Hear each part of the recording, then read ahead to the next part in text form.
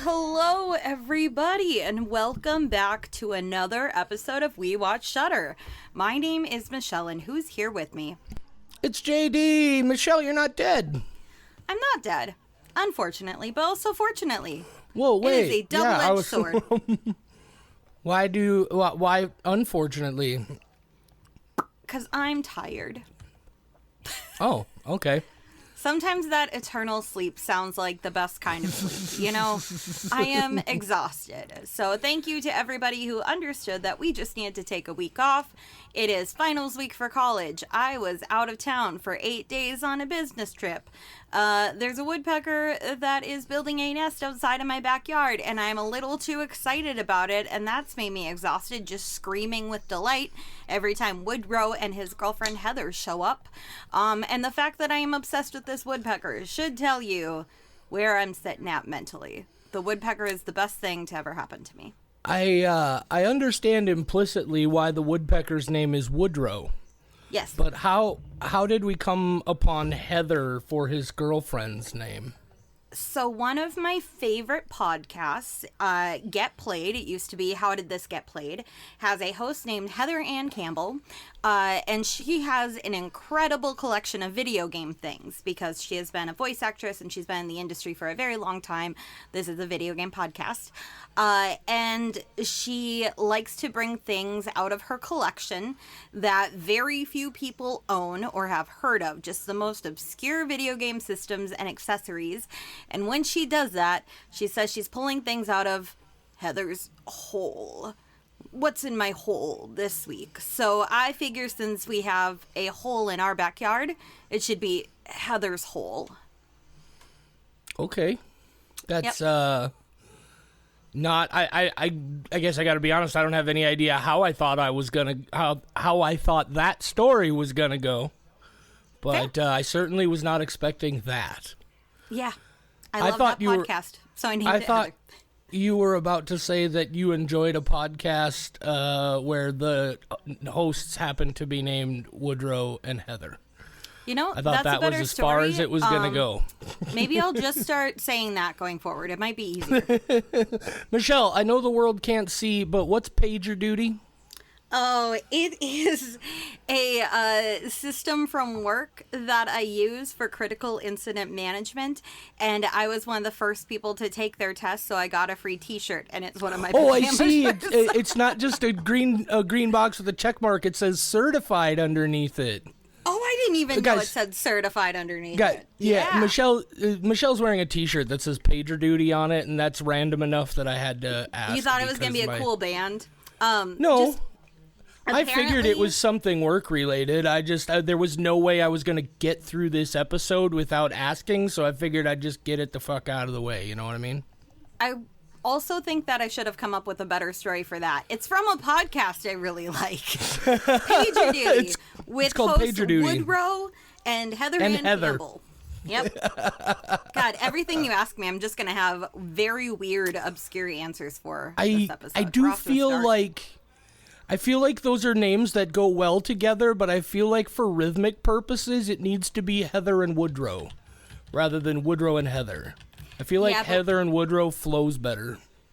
But the problem is... Oh, also, I didn't even mention, but there is a tree called Heather, so I figured it was on brand. But the thing is, I like Woodrow a lot more than Heather because he's not afraid of me. I have gotten to the point where his nest is right outside my house in the tree, and I have gotten to the point where I can open the window 3 feet away from him and give him positive affirmations, and he is not scared. He just looks at me, and he knows that I'm a safe person. And I just go, good job, Woodrow. You are working so hard. I'm so proud of you. Heather is going to love the little nest that you're making for her. So I have a lot more conversations with Woodrow, and therefore he's the more important of the two. Maybe when Heather actually gets off her ass and starts doing something with the nest, but currently it's all Woodrow, and she just shows up to watch him sometimes. Well, in that case, my argument becomes, why not save the best for last and still make it Heather and Woodrow? Because fuck Heather, that's why. Oh, okay. Well, I mean, I assume that's what Woodrow's trying to do.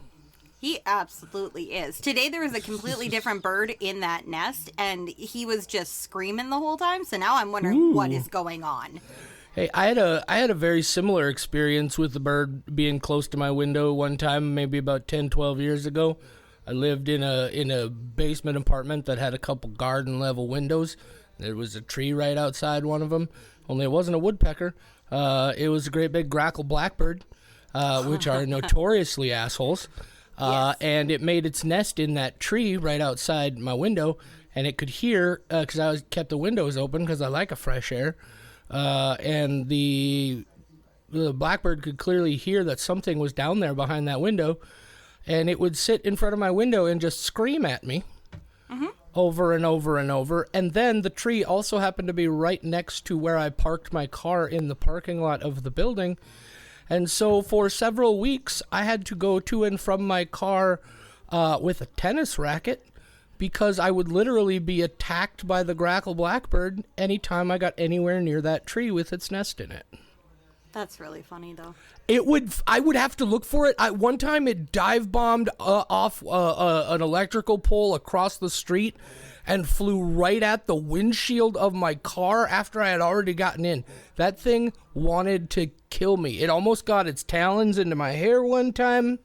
It's terrifying. But also very funny. And then one day I went out to go into my car, and I can't say for sure that it was the same one, but there was a deceased grackle blackbird in the driveway, and I was never bothered by it again. That's some real Godfather shit. I didn't do it. I'm pretty sure. So I just rented the basement in this house, like this private residence. It was like that kind of an apartment. And I'm pretty sure the guy who owned the house just got sick of being attacked as well and just took that sucker out. Killing a bird and then leaving it in your driveway, though, that's a peculiar... I did think that was particularly weird. I don't know, maybe he left out some kind of like bird poison. I mean, it doesn't matter. Birds aren't real anyway, but you know. That is true. I know that Woodrow is right outside my office window just so that he can listen in on my very interesting conversations, mostly about birds these days. I am in a bird watching era. When I was on my trip for business, I was in Las Vegas, Nevada, and I went to the Flamingo so that I could look at the flamingos, and I got Merlin a bird identifying app so that I can cross every type of bird I saw off my life list. There are 11,000 species of birds, and I will see them all. 11,000 known species Fair. of birds. Fair. Or one might say 11,000 known designs of birds on account of, once again, birds aren't real. You know what? Completely valid. So, welcome to We Watch Shudder. If this is your first time tuning in, yes, it always goes like this. It is, in fact, ostensibly a horror movie chat show, but, you know, this, I don't even know how to explain it. This is just who we are. That's Michelle. This is JD. You should we just are be here. grateful that the entire episode is not birds, because my friends Oh, right, because it could be. Yeah, for the last couple days in Las Vegas, and they were helping me find birds and in Las Vegas, the city where you get drunk and you lose all your money. No, we were bird hunting, and it was great. As long as we're still on birds here, the movie will wait.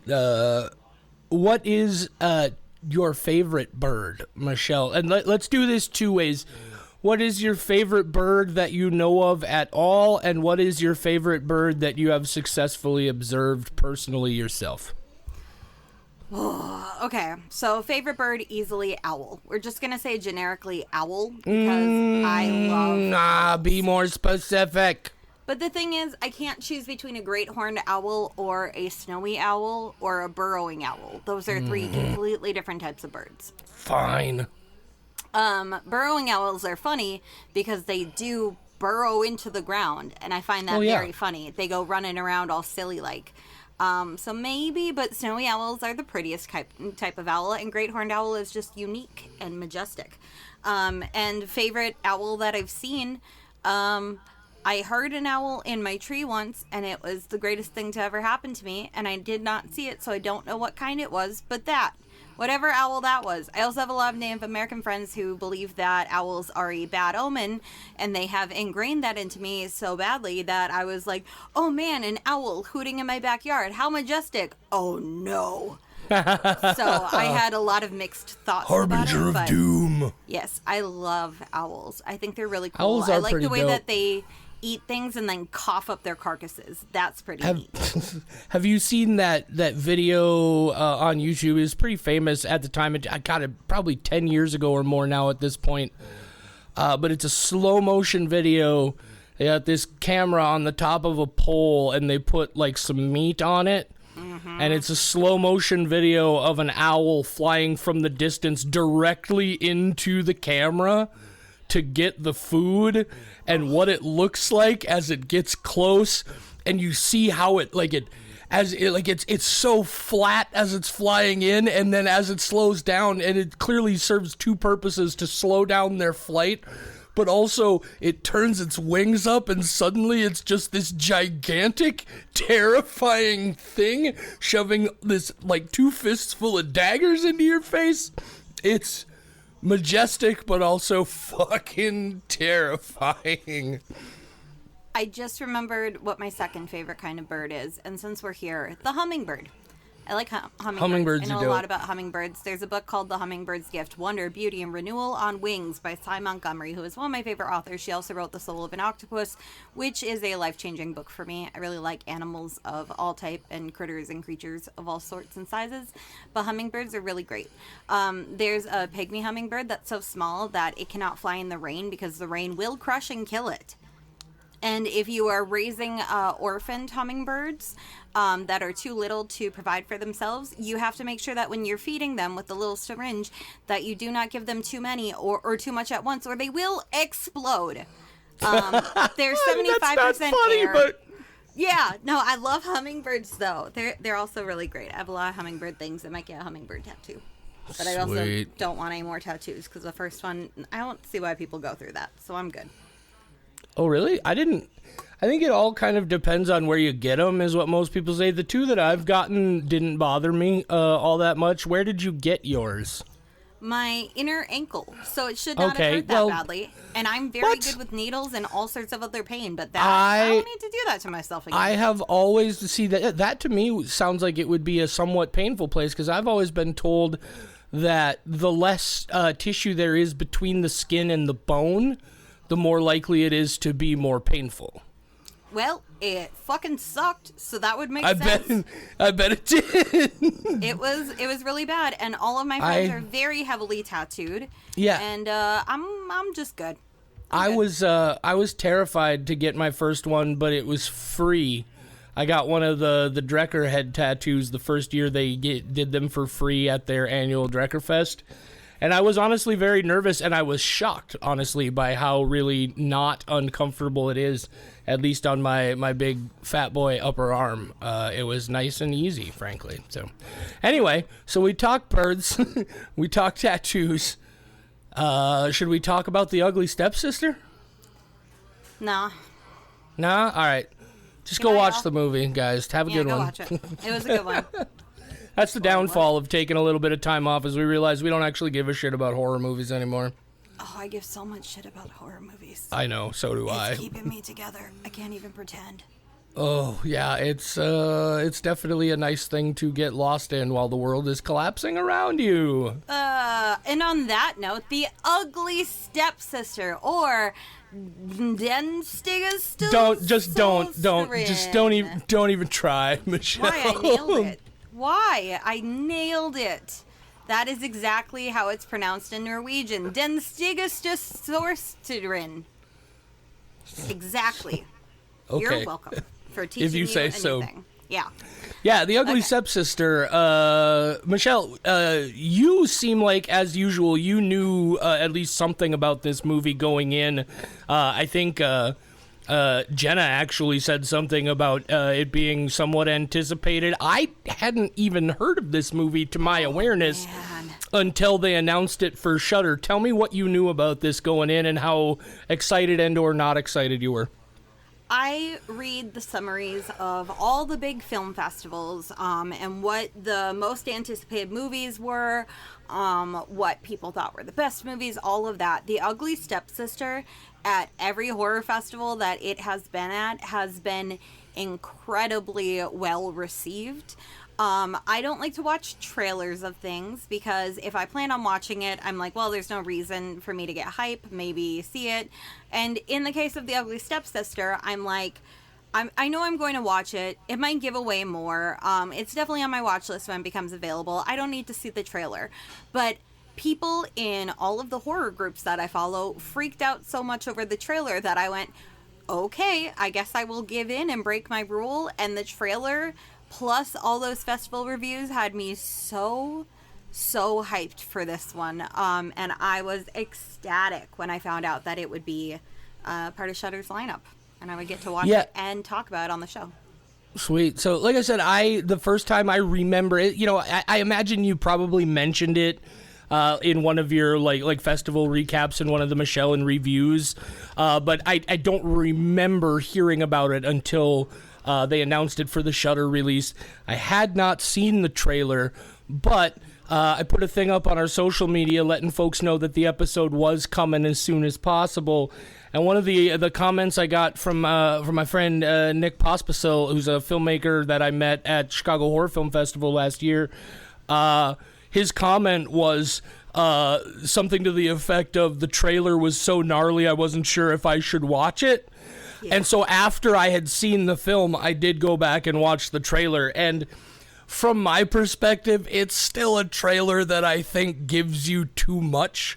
But I totally understand where people were coming from because, look, let's just, without saying anything about it, this movie is gnarly. Let's get into talking about it. We didn't decide on a Descrippy script. Do you have one that you want to read, or should I read one?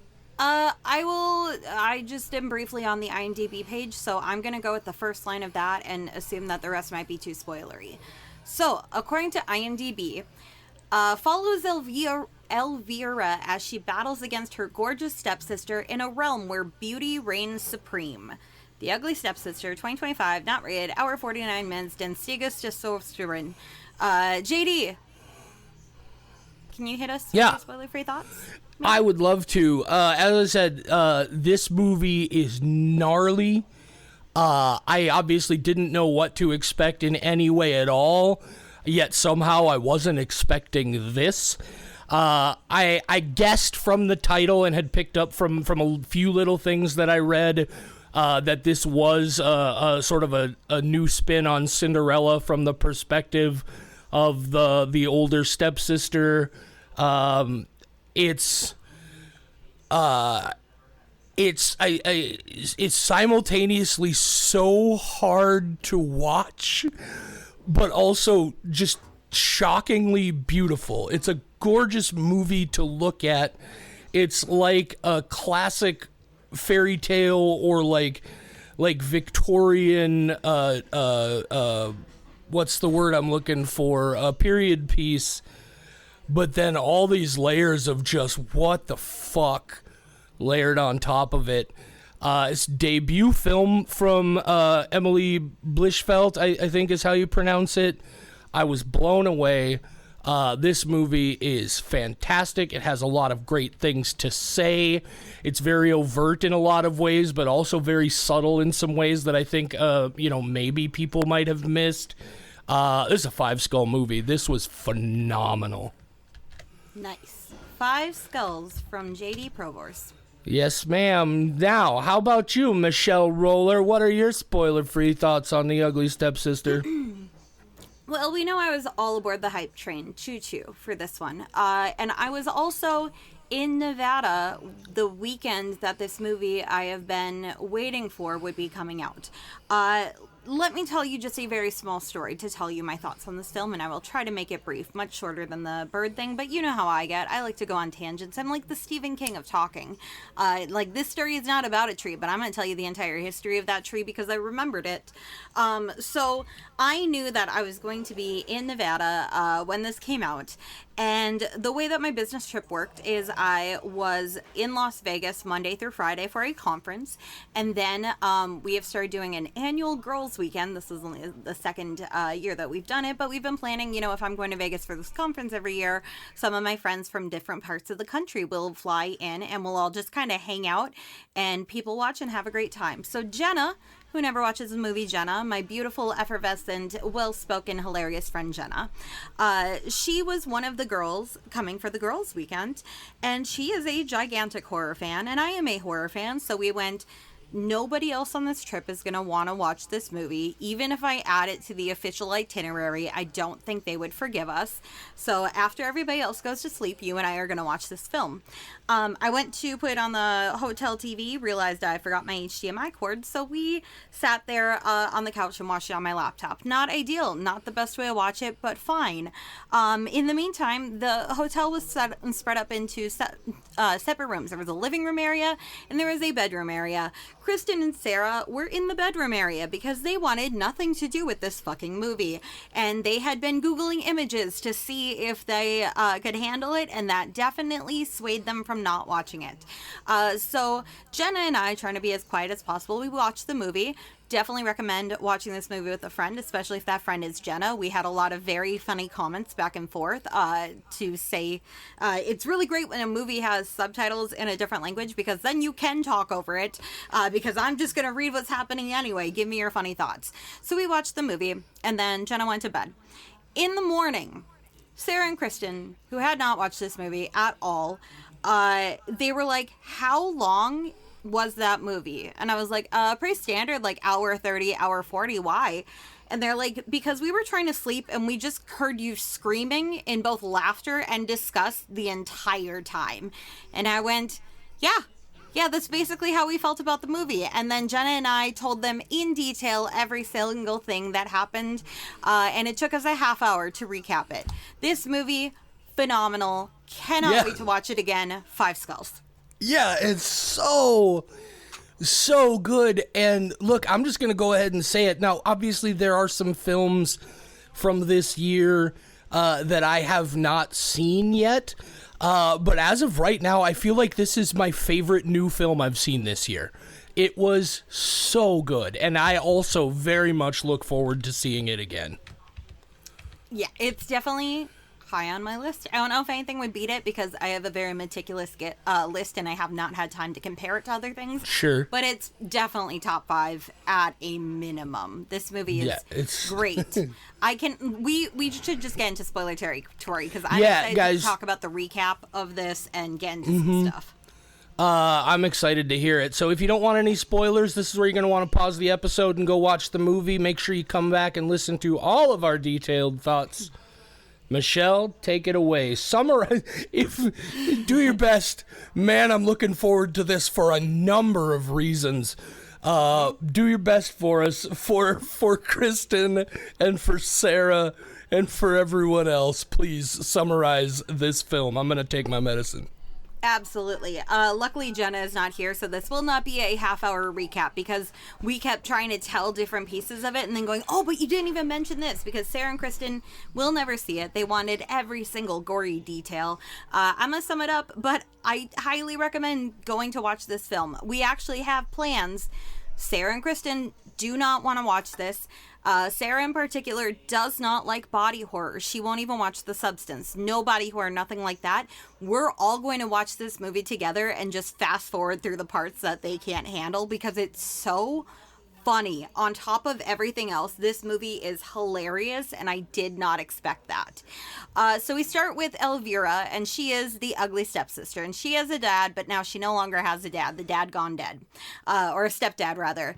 And the stepdad had a daughter named Agnes, who is beautiful, and now that daughter is, we'll just cut to the chase, she's mistreated because she is Cinderella, and there's an evil stepsister, or an evil stepmother, and then Elvira also has a younger sister. I believe her name was Alma, right? I'm not getting my characters. Okay.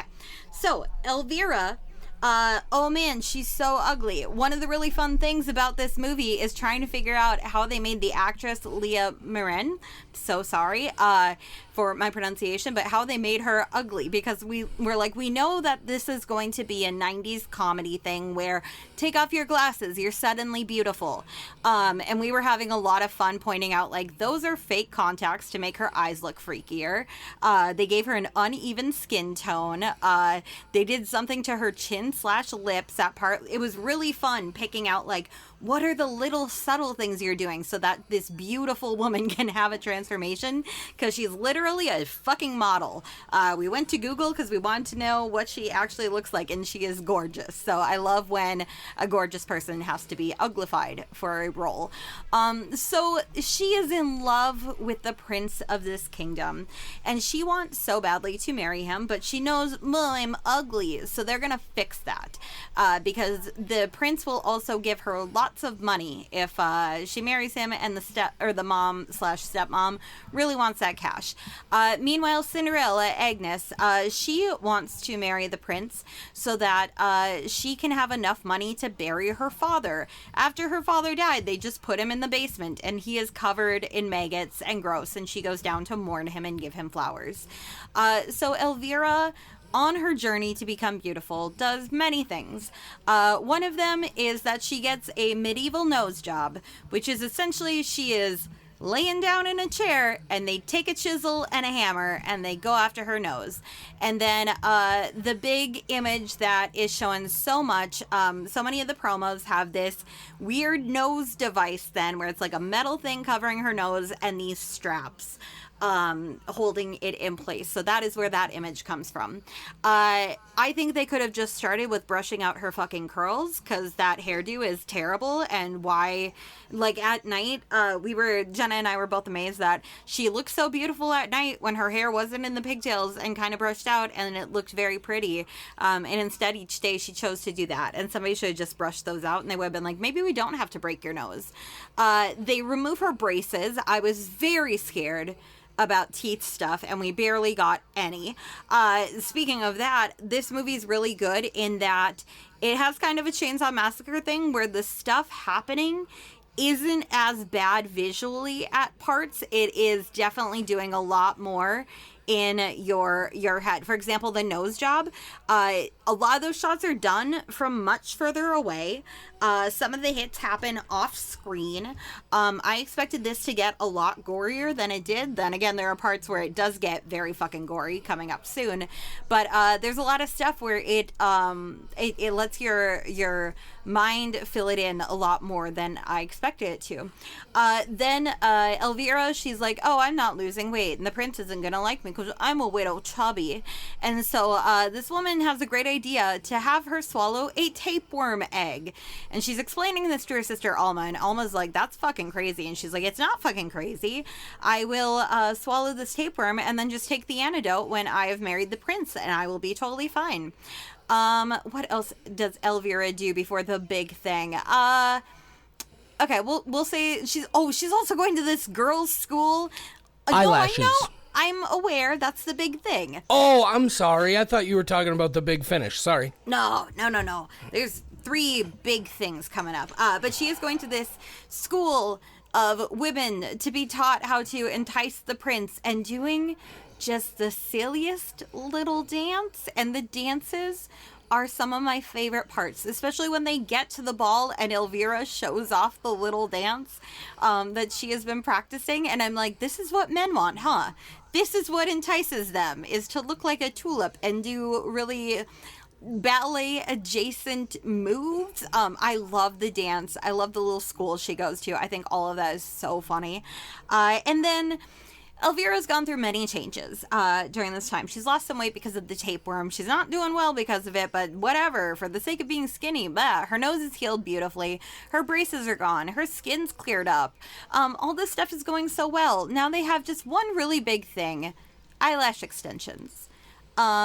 This is one of my favorite scenes from any horror movie I have ever seen. She is brought to the, we'll say, plastic surgeon / doctor who did her nose job. Dr. Esthétique! Yep, which great name. So he puts her in a chair and goes, okay, time for the eyelash extensions, and just buckles her head in place. She sees one of the nurses come up to her with these very long, freaky long eyelashes, both top and bottom. And then she looks over and sees another nurse with the eyelashes top and bottom and one cloudy eye. He puts some stuff on her eye to numb it, and then he snorts some stuff. Yes. Oh, you know what that was, don't you? No. It was cocaine. He mentions He put beforehand. cocaine on her eye? Yeah, it numbs things.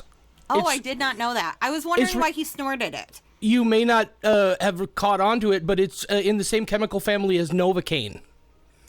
And so it's not the only effect, but yeah, one of the effects of it, you'll hear people who do a decent amount of cocaine, it makes your lips numb, makes your nose numb, yeah. That explains so much. I was like, why is But he he snorting put this? it I knew in was her drugs. Yeah. fucking eyes, Michelle. I know. See, he rubbed that sorry. over, and he's I'm like, sorry. this is going to help. And then he pulls out a big curved embroidery needle. Nope. And this part, they do fantastic because we have a very close-up shot of this eye moving all over the fucking place, and you're like, they're definitely gonna cut away, right? And they don't. The needle goes in the lower lash line and comes out while this eye is moving. I know a couple different ways that this could have been done, but I have not actually looked up because I'm curious, like, which part of this was prosthetic? Was the eye real? Was she involved? I'm curious. I've never seen anything like this. It does a lot of points of her view of her seeing blood filling up her eye. She can't do jack shit about what is going on. It is one of the best things I've seen in horror. It made me so fucking uncomfortable, and arguably I would say that is the goriest thing that happens in this movie, just because it's so, the way it's done is so fucking, oh my god, I hate helpless moments. Like if somebody's trapped, especially if you're trapped with a buckle on your head and somebody's going to town on your eyes, and then the next shot we see of her is her eyes bandaged and just covered in blood, and she's in so much pain. Luckily Please stop for her, talking about it and move on, please. Luckily for her, the bandages come off in time for the ball, and now she's beautiful. So she goes, and the prince chooses her to dance with, and all fucking weekend, Jenna and I were quoting the introductions that they used on these ladies, such as, her favorite food is beef and fruit. She enjoys arranging flowers. It's so great. And then Elvira is doing this little dog thing that, again, Jenna and I were doing all weekend, where she goes, ruff, ruff, as she's being introduced to ruff, ruff. So silly. And we did it the whole weekend. And hopefully Sarah and Kristen will enjoy doing that with us once we force them to watch this movie. So the prince and her, they're getting along. Also, by the way, she's had these great fantasies of the prince picking her up and loving her and bringing her on horseback. All of this stuff. And those fantasies have been going throughout, and it's pretty great. So she's finally winning over the prince, and she's so excited. But Cinderella, mistreated, she has her big Cinderella moment. She's mourning over her dead father when her dead mother shows up and says essentially what happens in Cinderella of, you will go to the ball, no one will recognize you, you have to be back because your carriage will turn into a pumpkin at midnight. And then the maggots from her father's body sew together her dress. And yes, They're silkworms. they're supposed to be silkworms. That makes sense, but were silkworms on her father's body?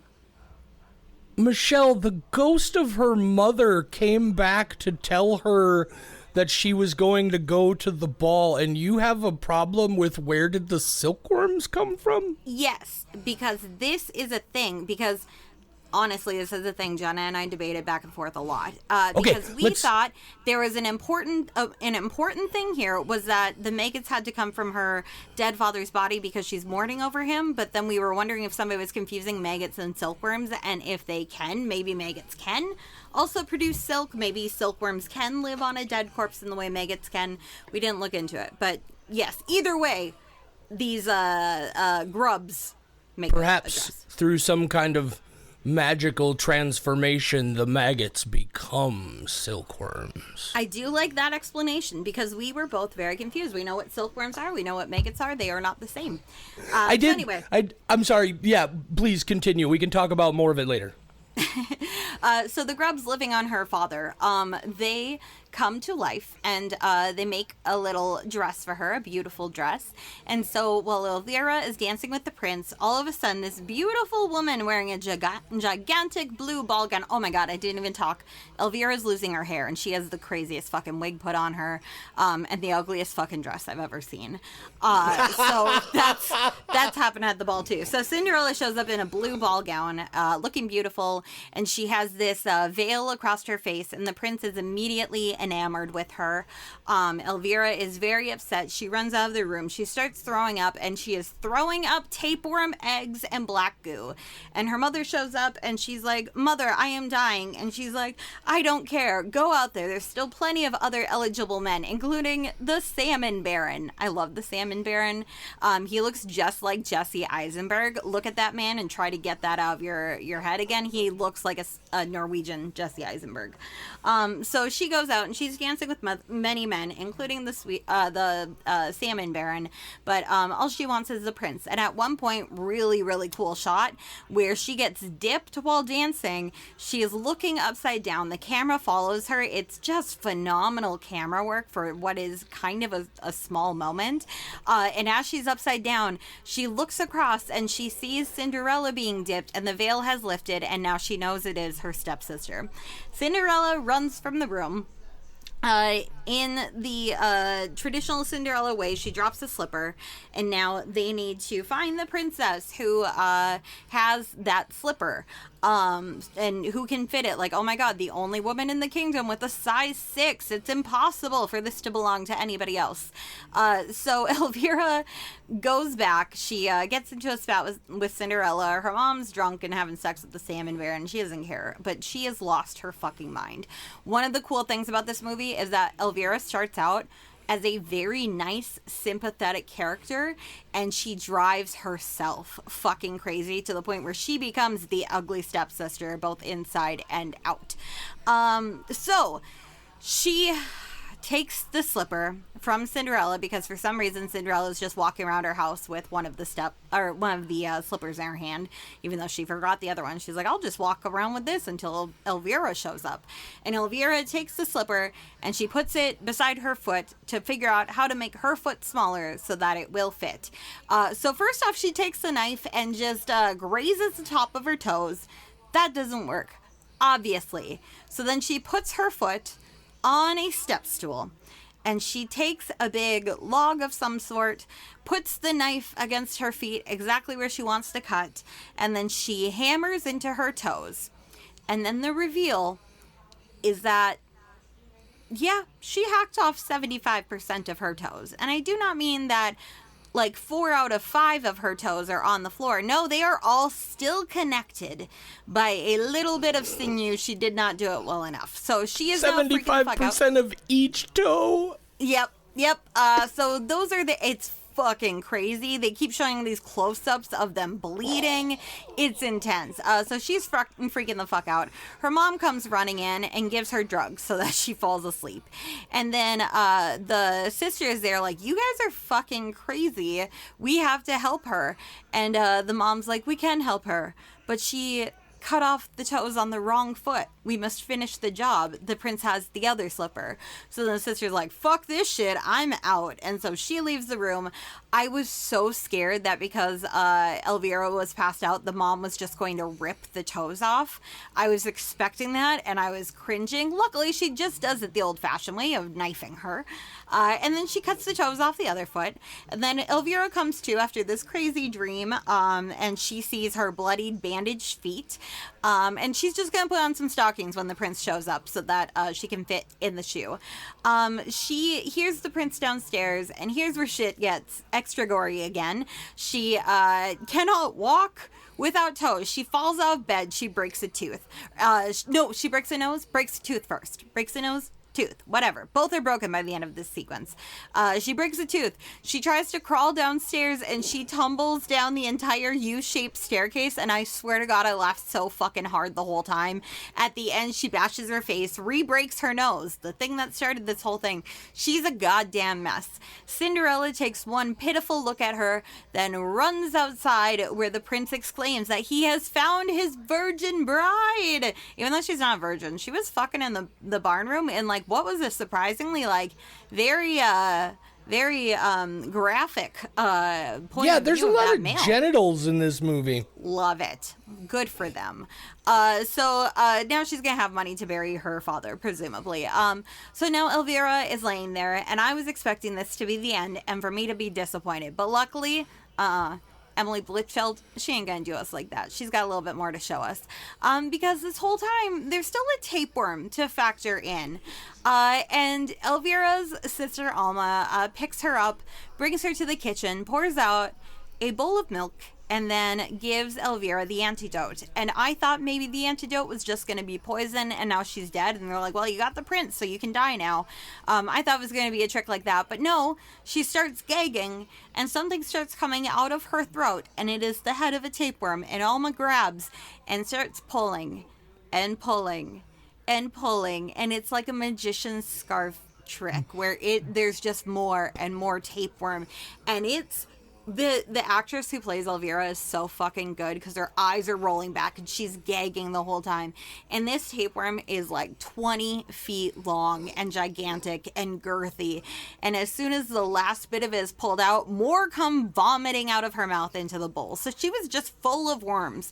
And you would think with that many worms, you would also gain weight, because I'm not going to have 20 feet of worm in me and be as skinny as she is and nobody knows. Like, that's a lot of worm to have inside without having any physical effects aside, from occasionally poking out of her belly while she's trying to sleep, just normal shit.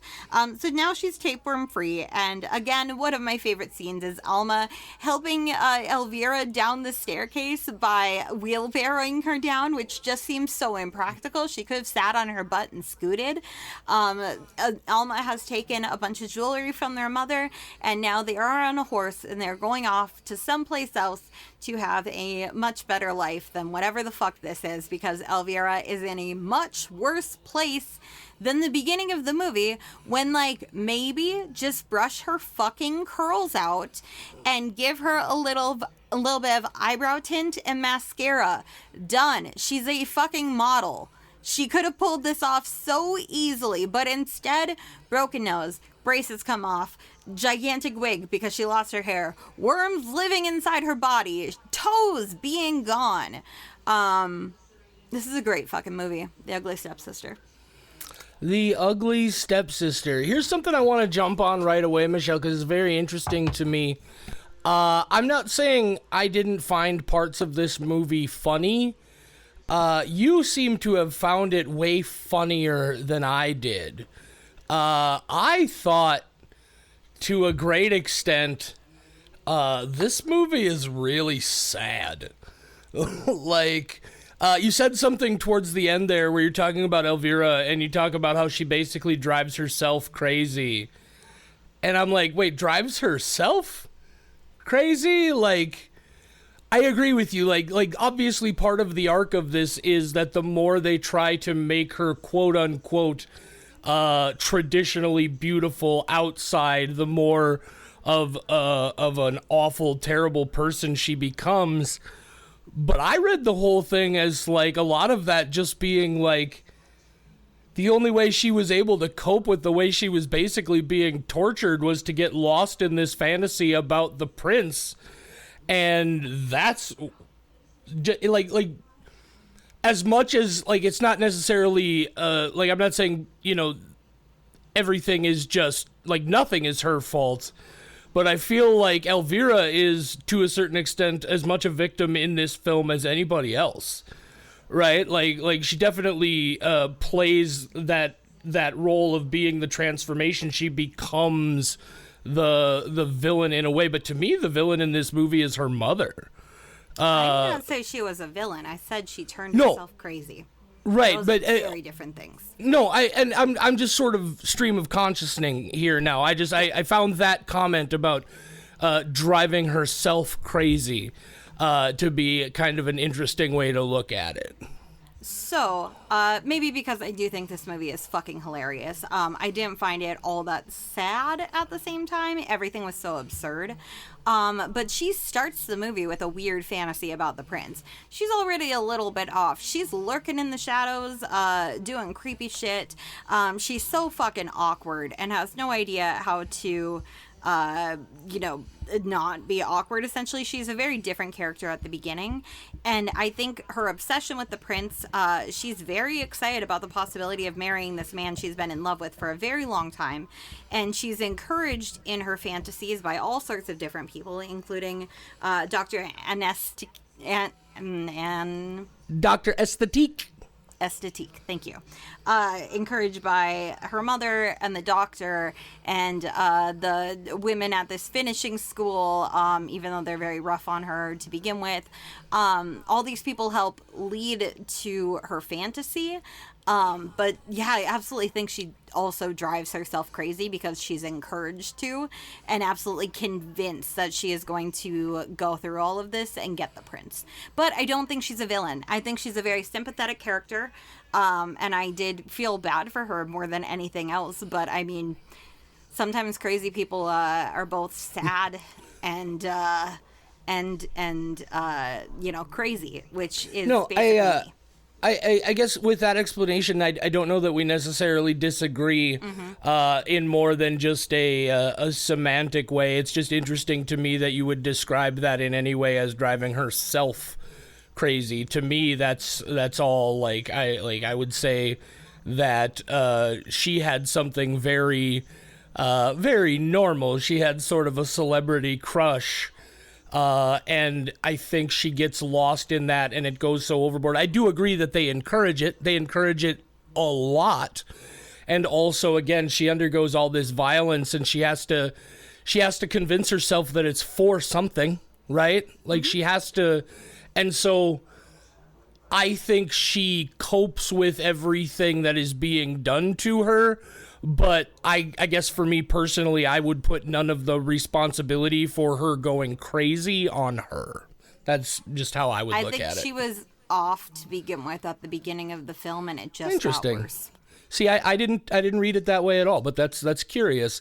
I did feel like, and I guess it seems pretty obvious to say, at least to me, but I think this movie is very much about the absurdity of beauty standards and the absurd lengths to which people will sometimes go to meet those standards and the pressure involved in them.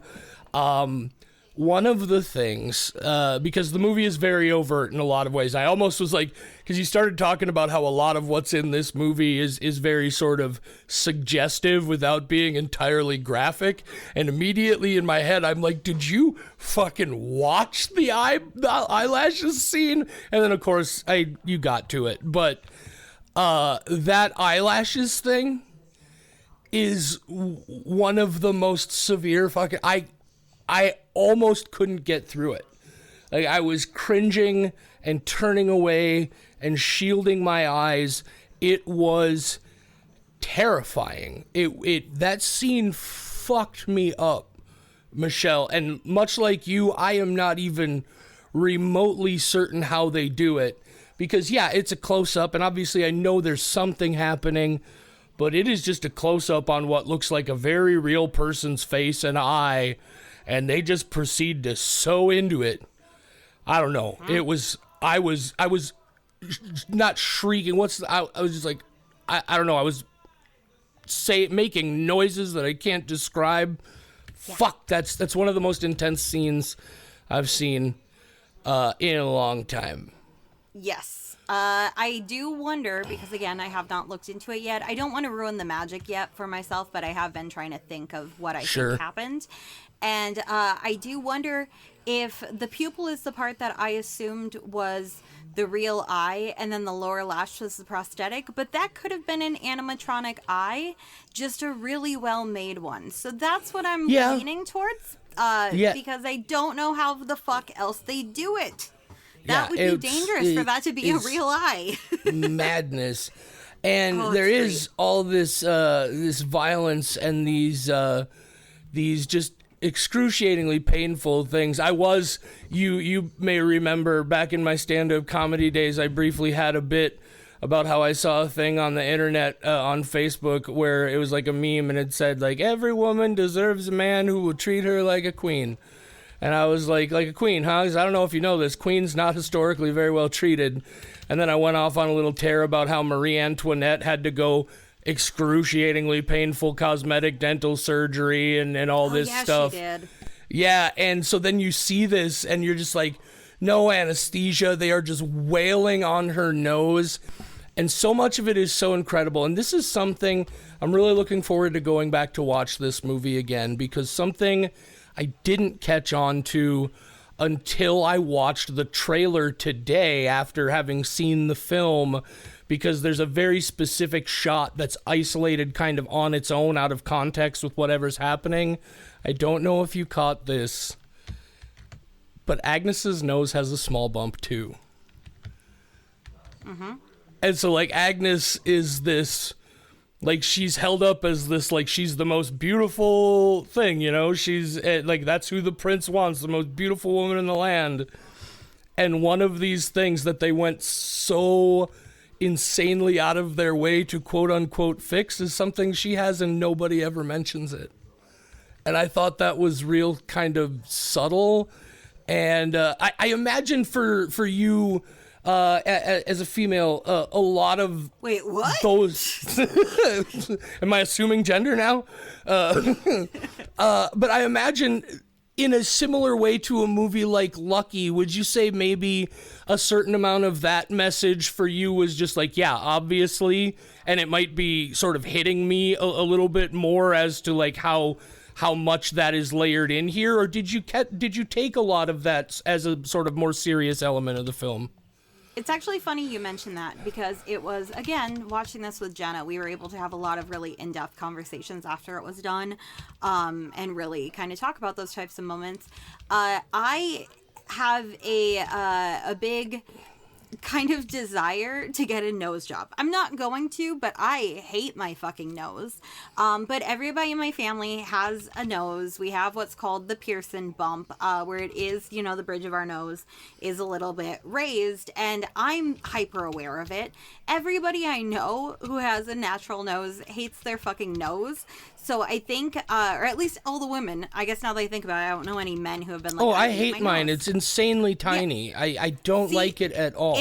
It's one of those things where I think that is such a universal thing, because a lot of people I know, if you ask them what they dislike the most about themselves, they will say their nose. And I think noses are just a goofy shape for everybody. Weird. I bet number 2 is ears. I would not be surprised at all if number 2 was ears, you know, because exactly. Those are they're weird fixtures. They're the straight, and they sort of stick out in very literal ways, and they're oddly shaped, and yeah. So I think making the biggest focus of this movie, even though I think gore-wise, it definitely was not the goriest part of it. That nose job sequence, I'm glad we got there. I do just want to throw in quickly. You're right about that. That is a masterpiece of editing. Mm-hmm. Like, they have that distant shot where he taps the thing and she screams, and then they cut to that shot of the chisel against her nose, and there's the bloody mark already there. And you will swear to God you saw him hit that chisel into her nose up close. You will swear you did, and you did not. You absolutely fucking did brilliant. Not. Yeah, it's God, it's great. But I do think the focus on the nose is a thing that's universal, in that so many people hate their own noses. So seeing her go through all of this on top of all these other things that she's going through, including, I don't know, she just like, it's an extreme of things that so many people I know already have issues with, including their nose, their hair, their bodies, their teeth. So many people have these types of issues with themselves, and then this takes that to the extreme about how they're going to correct it.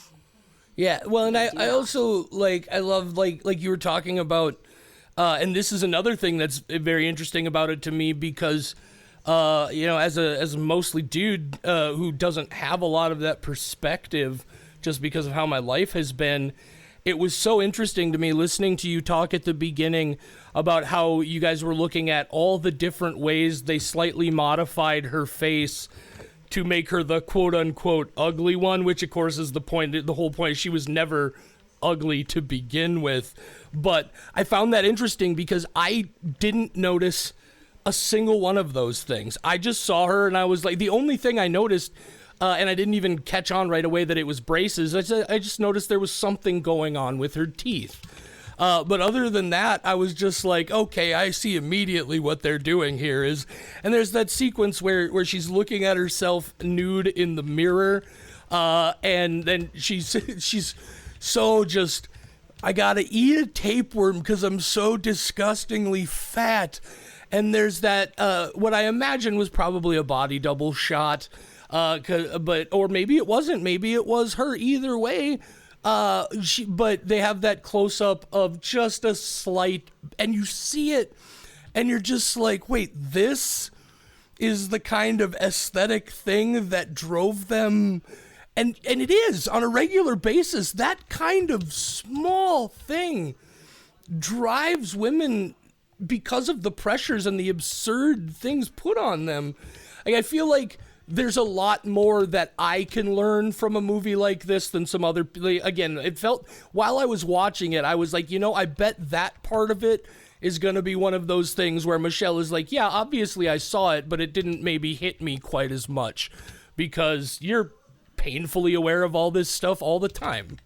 Exactly. And it actually reminded me of like, oh yeah, I want to get a nose job. Like, this is the stuff that as a woman I have thought about. Even a movie that's saying these things, these image things are so absurd, is able to create that experience because of how much of that pressure there is. It's just, I felt a lot of the weight of that watching this movie as somebody who's, I've certainly had my aesthetic judgments cast against me, but I would never even begin to suggest that anything I've experienced is anything like what women go through. It's also funny because not anymore, but I used to have massive insecurity about my hair because my hair is very curly, and kids in school fucking suck. And so they were very, very mean to me. One girl cut my hair off in class one day. Oh no. Yeah, so like... Jesus. Yeah, so I was bullied relentlessly for my hair. So then the thing that I really focused on was just brush out her fucking curls. Show her what type of serum to use. Girl, you don't have to go through this. And that was like one of the big things that when I was watching, I was like, oh God, this could be me in an alternate universe. Those were very, very tight, like young schoolgirl Shirley Temple curls. They were she could have fixed real it so tight. easily. Yeah. Yeah, it's that was a thing. Again, because the movie is obviously so overt in a lot of ways, another one of the subtle things that I wanted to mention, just a very little thing that'd be easy to pass up. But there's that one line early on where Rebecca is talking to Elvira, and you brought it up. She mentions how Alma can't, it can't be Alma because she's not even of breeding age yet, right? She hasn't started to bleed yet. Yeah, she hasn't started having her period yet. And then later on in the film, there's a scene where she wakes up and she started bleeding, and she's immediately like terrified, but not terrified in the sense of like, sometimes you hear stories about girls who they weren't fully aware of what was going to happen to them, and so it happens. Carrie. And to me, right, to me what that was is she knows that what that means is now her mom is going to start doing the same shit to her that she's been doing to Elvira. Yep. And so she's trying to hide it. She got to make sure that, and it's so brief and so small and wedged in between all these big things that I almost didn't register it right away. I only figured it out in thinking back on the movie later on, and the more of that I picked up, I was just like, this is such a great movie. It is a great fucking movie. You are correct. I do also want to talk about the production design because, like, again, it's like this was an opulent, beautiful thing, but there's just this layer of grime over everything now. And I found that a very interesting aesthetic. I really thought it was a beautiful movie. I completely agree. And I mean, like I said about that shot where she gets dipped upside down and we follow her it's awesome. to Cinderella also upside down. It's beautiful. Because I think the important thing to note about it is they're both tipped upside down with the top of their heads pointing towards the ground, but the cameras are also inverted, so it looks like they're both face up, like head at the top of the screen, but it's because of how it is that there's something wrong about it, and it's such a beautiful shot. You're absolutely right. Yeah. I also didn't even register it until earlier tonight when you were talking about how Agnes shows up in a blue dress. Her entire aesthetic when she gets there is 100% modeled on the aesthetic of Cinderella in the ball gown from the Disney movie. It's 100. Obviously. I didn't even register it right away. Again, so many different things going on here. And so that's something that I want to talk about a little bit. I knew this movie was sort of loosely based on Cinderella. And then there's that moment, first of all, where they just out of the blue start calling her Cinderella. Mm-hmm. And then that moment her mom shows up, I'm just like, oh no, this is like 100% fairy godmother type Cinderella. Like, this is not, some more realistic kind of spin on this. This is, it is, but it's also like legit crazy fairy tale. The thing with the silkworms, because it's just suddenly another dimension to the movie where you're just like, whoa, where the fuck did that come from? Yet it still all manages to fit. I loved that. I felt like this was such a close retelling of Cinderella that I never even questioned that there was going to be a fairy godmother. I was waiting for her to show up. Yeah, I interesting. knew this was a connection. I thought this was kind of a Wicked type of situation where we are getting the retelling from Elvira's point of view, how she was not just mean to Cinderella. They were actually pretty fine. Yeah, it was just their mother mother/stepmother. Oh, Rebecca is the worst. Apart. Yeah. So to me, I was just waiting for the godmother to show up and see. I did not expect silkworm/maggots to sew her a dress because, yes, I know it makes sense that there's silkworms, but it didn't make sense that they came from her father's Where did they body, come which from? seems to be implied because she's mourning over her father, Right. And speaking of her father's body, another element of this movie that we've barely even touched on is just the slow progression of that thing. So he dies, right? And they explain what's going on very early on. It's very quickly explained in the dialogue where she's like, I don't have the money to bury him because I have to spend every penny we have on trying to make Elvira beautiful to be able to marry the prince. So this dude's body is just laying in this room in the house. Dinner's still laying around him. Food just rotting. His body rotting. And I didn't pick it up right away, but I caught on by the end of the scene. There's that moment where Elvira, starving from this tapeworm in her gut, stumbling through the house, and she finds Agnes, and Agnes starts feeding her. But she's feeding her the rotten, disgusting, maggot-infested food from the table that her father's corpse is on, has been for, by the way, they say 4 fortnights from, or 4 full moons from the next full moon. That body has been there for 5 months, just rot. It's gotta be wretched. You see they slowly have like more flowers and like aromatic plants hanging from the ceiling in the room and filling up the room as it goes. Just really well done, and another just extra element that it doesn't feel tacked on. It just somehow makes sense among everything else that's going on there. Side note, by the way, did you stick around to the end of the credits? I did for once. That's how you know I like this movie. I stuck around. I needed to see what the next Marvel movie was going to be, which obviously they were going to tease at the end. They're like, Elvira will return in July 2027. Yeah, so and it's not even anything big. It's just a quick shot at the end of the movie of yet another step in the rot. Almost to suggest that even Agnes, like they've just left the old man's that was my body to understanding rot. too. The whole thing was that she was going to marry the prince, so that she could bury her father. And then I think she just didn't do that. Just left the body to rot. Yep. A lot of genitals in this movie. We mentioned 2 dicks and also a thinly or a very darkly veiled vagina. In that whole scene where the stable boy, it's like, I do love the like it's a little puerile. I don't know if that's the right word, but like clearly, doing the whole Garfunkel and Oates thing. Do you know Garfunkel and Oates? I do, but what's the Garfunkel and Oates thing? One of their most famous songs is about how you can keep your virginity if you do it in the number 2 hole. Oh, yeah, the Devil's Loophole. Okay, yeah. I listened to a lot of Garfunkel and Oates.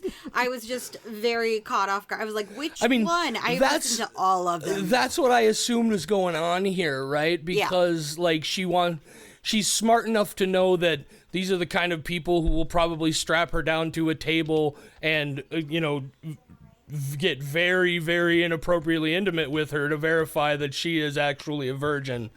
And then just like a real close-up shot of the finish for some reason, I guess. I don't know. Because this movie's hilarious. That's why. I'm always curious when a movie does that. It's just like, oh, okay, that's a thing we did. I don't know that we needed that for any reason, but they gotta just make another sure level. Just another level. I don't know. I think I've exiled all of the random thoughts bumping around in my head about this movie. Just really fantastic, incredibly well performed. The lady who played Elvira, let me pull up her name here real quick. Leah Miron, just phenomenal. Everybody in the movie, just really, really fantastic performances all around. Yeah, like I said, I think at this point, as of right now, might be my number 1 movie of the year. Definitely my number 1 Shudder movie, without a doubt. Yeah. All right, then. I think we've probably said. Is there anything else that you think we need to say, or that you need to say about The Ugly Stepsister, Michelle?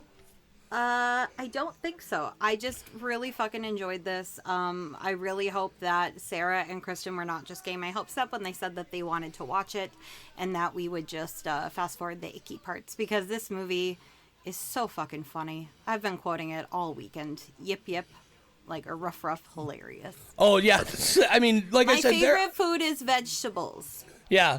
I definitely know that there were moments in this that were deliberately funny. I just didn't catch as much of a comedic tone as you did, so I'm honestly curious to go back and watch it. Watch it again with maybe a little bit more of that outlook. I think maybe what happened is I just so quickly got caught up in some of the heavier themes of everything that I just wasn't looking for it anymore. Yeah, it's strongly recommended. Go see the movie if you haven't already. I'm sorry if you haven't and you let yourself spoil everything, but it's so how fucking dare good. you? So fucking good.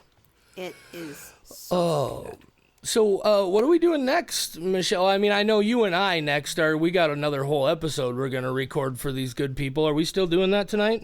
Yeah, we are. Yeah, we are. Heck yeah, Michelle and Review coming your way. Well, you told them we were going to, and so now here I am, but that's fair. I don't mind getting it out of the We way. made him wait 2 weeks. May as well give him a little treat. Michelle, I got out of bed at 4 o'clock in the afternoon, and I've already had 3 Red Bulls. I'm not going anywhere anytime soon. Well, maybe we should not record it then. Do you think you're in the state of mind you need to be for a Michelle review? I think everything will be just fine. I can handle it. What's the next normal episode we're doing? Do we? I think we still have a blank week next week that we can just fill in. We do have a blank week. Yes. Do you so we can put do you have any random ideas? I mean, I have a lot of random ideas. Like right off the top of your head.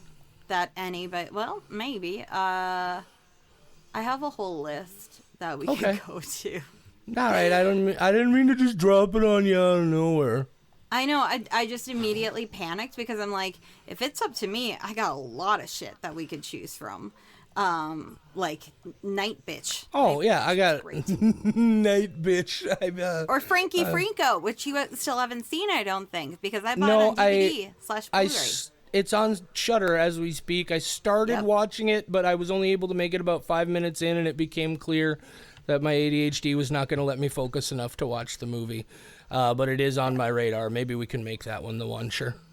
Yeah. Should we just call it that? Should we just say that's the one? You know what? Let's do it. Let's do it. Next week, Frankie Frico. That's Steven Kostansky, right? Yeah, Steven Kostansky. The Psycho Gorman guy. Yep. Yeah, that's the one. Frankie Frico. It's on Shudder right now, I'm sure. Yeah, that's right. He was heavily involved in The Void. That's such a fucking great movie, too. I love Steven Kostansky. Check that one out on Shudder. Yeah. And what? Great. BioCop. BioCop? I'm not familiar with that. It's a short film that's essentially in Psycho Gorman, that undead policeman. Oh, okay. He had that as a YouTube video for 10 minutes. He also did the Cheddar Goblin in Mandy. Yep. I think it was. That was his doing. Like, I love Steven Kostansky, and I will go to the ends of the earth for him, and I will slay all the demons in the form of people who don't like his stuff. I will end them. I find myself wondering what might happen to your brain, Michelle, if somewhere along the line we got a Steven Kostansky film starring Josh Rubin. I truly don't think I could handle it. I know. I might break.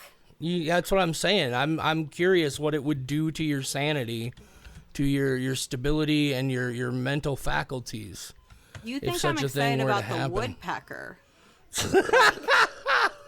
I'm on like Steven Kostansky's Kickstarter for Deathstalker remake, and I've never even seen the original. I'm never going to watch the original. Just anything that man does, I will support endlessly. He can do no wrong. And then Josh Rubin is bae. Like, I'm panicking just thinking about a possibility of those two teaming up.